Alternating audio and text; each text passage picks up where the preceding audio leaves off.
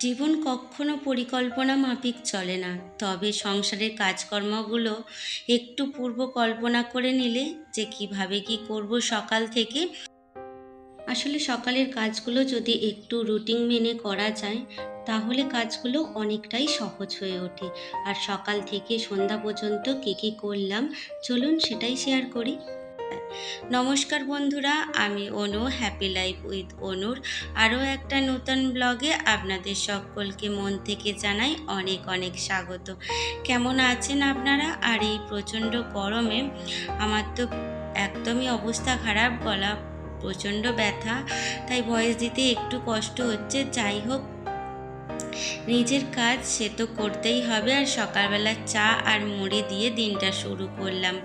এই যে মন্দিরে মা কিন্তু পুজো দিয়েছে, আর ওই যে টবটা দেখতে পাচ্ছেন ওখানে তুলসী গাছ ছিল, কিন্তু তুলসী গাছটা নষ্ট হয়ে গেছে।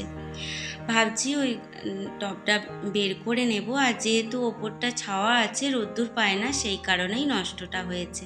আর কাল যেহেতু বৃহস্পতিবার, আর মন্দিরটাও একটুখানি ওই যে ঝুল হয়েছে, মা ঝেড়ে পরিষ্কার করে দেয়, তবুও আমি আমার মনের মতো করে পরিষ্কার করে রাখবো যাতে তাড়াতাড়ি কালকে পুজো করতে সুবিধা হয়।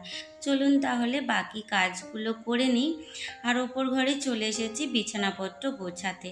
আসলে নিচের ঘরে যেহেতু আমরা কেউ শুই না, সারা দিন ব্যবহার করি, ফলে রাতের তো ওপর ঘরেই থাকা হয়। আর বাসি বিছানা সে তো প্রতিদিনই গোছাতে হয়। জানি একই কাজ আপনাদের হয়তো দেখতে ভালো লাগে না, কিন্তু কি করব বলুন, প্রতিদিন তো এই কাজগুলোই করে থাকি, তাই এই কাজগুলোই তুলে ধরার চেষ্টা করি। আসলে সকালের দিকের কাজগুলো যদি একটুখানি সময় মতো বা রুটিন মেনে করা যায় তাহলে সারা দিনের কাজগুলো আমার মনে হয় যে একটুখানি সহজ হয়ে যায়। আর এই রোদ্দুরের তাপ দেখেছেন, পুরো বিছানা গরম হয়ে যাচ্ছে এই সকালের মধ্যেই। আর যেহেতু পূর্ব দিকে জানালা, তাই ভাবলাম পর্দাটা দিয়ে নিই। আমরা যদি একটুখানি ভেবে নিই যে সকালটা শুরু করব, তো কাল কি কি কাজ করব সেগুলো একটা যদি পরিকল্পনা করে নিতে পারি, যে জামা কাপড়গুলো তাড়াতাড়ি করে কাচবো, না আগে ঘরটা তাড়াতাড়ি করে গোছাবো, নাকি রান্নাটা করে নেব। আবার অনেক সময় কাল কি রান্না হবে সেটাও কিন্তু আমরা কেটে গুছিয়ে রেখে দিই, বা অনেক সময় সেটাও হয়ে ওঠে না, তাড়াহুড়োর মধ্যেই ভাবনা চিন্তা করতে হয় যে আজকে কি রান্না করব। তবে এই যা প্রচণ্ড গরম পড়েছে, মনে হয় না যে উনানের দিকে আর যাই রান্নাটা আর করি, কিন্তু পেট সে তো আর মানবে না, সময় মতো তাকে ঠিকই খেতে দিতে হবে। আর ঘরে সমস্ত কাজকর্ম করতে হবে, এমন নয় যে গরম পড়েছে বলেই কাজকর্মগুলো একটুখানি ছুটি নেবে সংসার থেকে। তো যাই হোক, এদিকে গাছগুলো তো একটু জল দিয়ে নিচ্ছি, কেননা জলের জন্য গাছগুলো শুকিয়ে যাচ্ছে। জল যে দিচ্ছি না তা নয়, কিন্তু এবেলা ওবেলা গ্রীষ্মকালের মতো শুকিয়ে যাচ্ছে। দেখেছেন দোপাটি চারাগুলোর কি অবস্থা হয়েছে, পুরো পাতাগুলো শুকনো হয়ে আসছে। আসলে যেহেতু বর্ষার জিনিস, তো বর্ষাকালেই ভালো হয়, আর এই প্রচণ্ড রোদ্দুরের ফলেই পাতাগুলো শুকিয়ে যাচ্ছে। তো আমার যতটা সম্ভব ততটা চেষ্টা করি যে ওদেরকে ভালো রাখার আর যত্ন করার। আর ভিডিওর এই পর্যায়ে এসে বলি, যদি কোনো অংশে ভিডিওটা ভালো লেগে থাকে তাহলে প্লিজ আমার চ্যানেলটা সাবস্ক্রাইব করে আমার পাশে থাকবেন, আর একটা মিষ্টি কমেন্ট অবশ্যই করবেন। আর যে সকল বন্ধুরা অনেক ভালোবাসা দিয়ে আমাকে এতটা সাপোর্ট করে চলেছেন তাদেরকে মন থেকে জানাই অসংখ্য অসংখ্য ধন্যবাদ।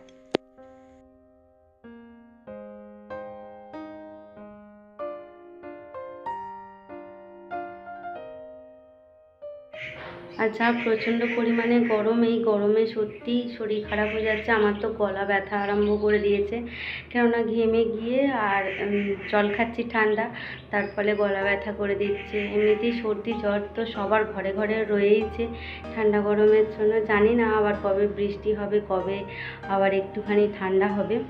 যাকে কিছু করার নেই, তবুও চলতে হবে। আর এই কাজকর্মগুলো করে নিতে হবে। চলুন তাহলে রান্নাবান্নাটা করে নিই। আজকে বেশি কিছু রান্না করব না, ওই এক তরকারি ভাত যা হোক করে নেবো, কেননা এই গরমের মধ্যে আর উনানের মধ্যে এত কিছু রান্না করতে একদমই ভালো লাগে না। এটা দিয়ে প্রচণ্ড রোদ্দুর আসে, এসে ঘরে বিছানাপত্র সমস্তটাই রোদ্দুর লেগে যায়, এখান পর্যন্ত রোদ্দুর চলে আসে। তাই পর্দাগুলো দিয়ে যাব, কেননা এখন মনে হচ্ছে না তো আর ওপর ঘরে আসব। তো এইভাবে পর্দাগুলো দেওয়া থাক, তাহলে ঘরটা একটুখানি হলেও ঠান্ডা থাকবে। আর দুপুরবেলা তো মোটেই থাকা যায় না ঘরের মধ্যে। তো চলুন তাহলে বাকি কাজগুলো করে নিই।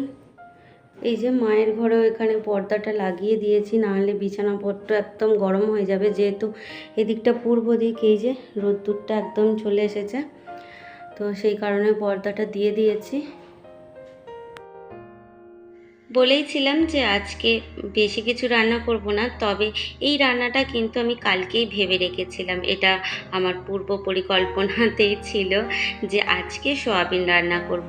এমনি মনে হচ্ছিল যে ডাল ভাত করে খেয়ে নিই, কিন্তু কিছু করার নেই, বাড়ির মানুষগুলোকে খেতে দিতে হবে, তাই সকালবেলা অল্প করে সয়াবিন আনিয়েছিলাম। সবসময় সয়াবিনটা করা হয় না, তাই সব আনা থাকে না।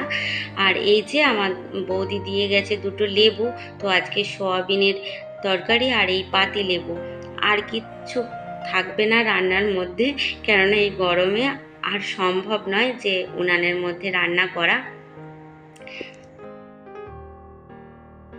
ভাতটা কিন্তু আমি আগেই করে ফেলেছি, আর সমস্ত মশলা কেটে কুটে নিয়ে একবারে কুকারের মধ্যেই বসিয়ে দিচ্ছি। আজকে আর কড়ার মধ্যে রান্না করব না, কেননা সয়াবিন সিদ্ধ হতে একটুখানি সময় লাগে, যেমন চিকেন সিদ্ধ হতেও সময় লাগে, সেম ওরকমই। তো এখানে আদা রসুন পেঁয়াজ রেগুলার মশলাগুলো দিয়ে কষিয়ে নিয়েছি, সাথে বেশ কিছুটা আলু দিয়েছি, আর সাথে তো রয়েছে সয়াবিনটাকে একটুখানি জলের মধ্যে ভিজিয়ে রেখেছিলাম আধা ঘন্টা মতো, আর তারপরে ওই জলটা চিপে ফেলে দিয়ে সয়াবিনটা তুলে দিলাম। আসলে অনেকেই জানেন সয়াবিন রান্না করতে, আবার অনেকে আছে নতুন, তাই একটুখানি বলে দিলাম। আর আমি রান্না শেখাচ্ছি না, আসলে আমি কিভাবে রান্না করছি সেটা একটুখানি তুলে ধরলাম। তো এবার মশলাটা কষিয়ে নিয়ে একটা কি দুটো সিটি দিয়ে নেব, যেহেতু চন্দ্রমুখী আলু, তো তাড়াতাড়ি হয়েও যাবে। আর শুধু তো রান্নাবান্না না, তার সাথে রয়েছে বাসনপত্র ধোয়া, তারপরে খাবার জল তোলা, তারপরে জামা কাপড় কাচা, মানে বিভিন্ন কাজ তো রয়েছে। আর আজকে ক্যামেরা অন করে সমস্ত কাজ করতে একদমই ইচ্ছা ছিল না। সবসময় মনে হচ্ছে ছাওয়ার দিকে থাকি আর জল তেষ্টা পাচ্ছে। তো আমিও সবাইকে বলবো প্রচুর পরিমাণে জল খাবেন আর ছাওয়ার কাজগুলো করার চেষ্টা করবেন, তাহলে শরীরটাও ভালো থাকবে। তো যাই হোক, এটা হলো প্রায় সন্ধ্যার সময়। আজ কয়েকদিন থেকেই এই তালগুলো আনা বাড়িতে ছিল, তো মা বলল নষ্ট হয়ে যাবে, তো মা সাহায্য করে দিয়েছিল, আমিও একটুখানি চেঁচেছিলাম আর মাও করেছিল। তো সন্ধ্যাবেলায় এই যে সন্ধ্যা দিতে ওপর ঘরে চলে এসেছি, নিচের মন্দিরে তো সন্ধ্যা আরতি দেখানো হয়ে গেছে, আর ওপর ঘরে একটুখানি ধূপ দেখিয়ে দিয়ে চলে যাব। আসলে ওপরেও যেহেতু ধূপ দেখাতে আসতে হয়, ওপর নিচে সারাদিন প্রায় অনেকবারই করতে হয়, সারাদিনে তো আসা যাওয়া লেগেই থাকে। আর এই সন্ধ্যা দিয়ে কিন্তু ওই যে তালটা রেখেছিলাম, ওর ব্যবস্থা আজকে করব। আসলে এই বছরের প্রথম আমাদের বাড়িতে তালের ফোড়লিটা হবে। আর দেখেছেন বাইরেটা কি সুন্দর, সন্ধ্যাবেলাটা আমার ভীষণ ভালো লাগে বাইরের দিকটা এরকম দেখ।